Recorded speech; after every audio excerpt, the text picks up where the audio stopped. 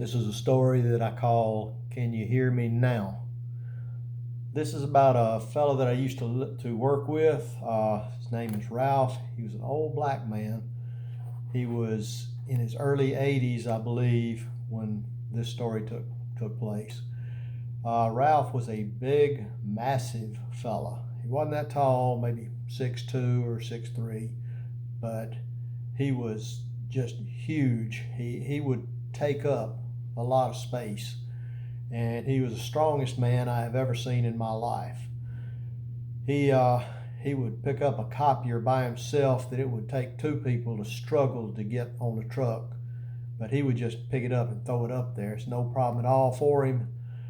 But Ralph was strong, and he was old country. He could not read, but he was a good hard worker.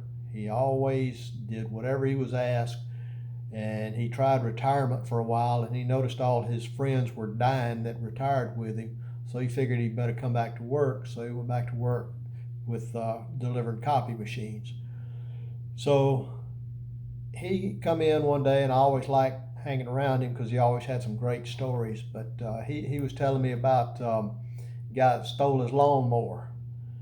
So I asked him about it, and he told me this guy that come by and he stole his lawnmower. He broke the door off his shed and stole his lawnmower, and then come back a few days later, and he was drunk and he forgot where he stole it from, and he tried to sell it back to Ralph.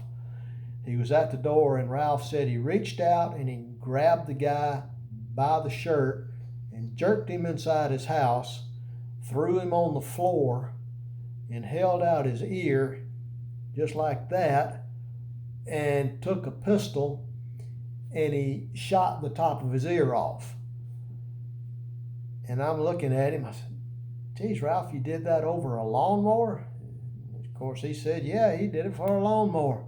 I said, "Well, weren't you worried he was going to call the police?" He didn't break a smile or anything. He can't call anybody. He can't hear nothing. So that's why I say, can you hear me now? That's one of those true stories from Ralph.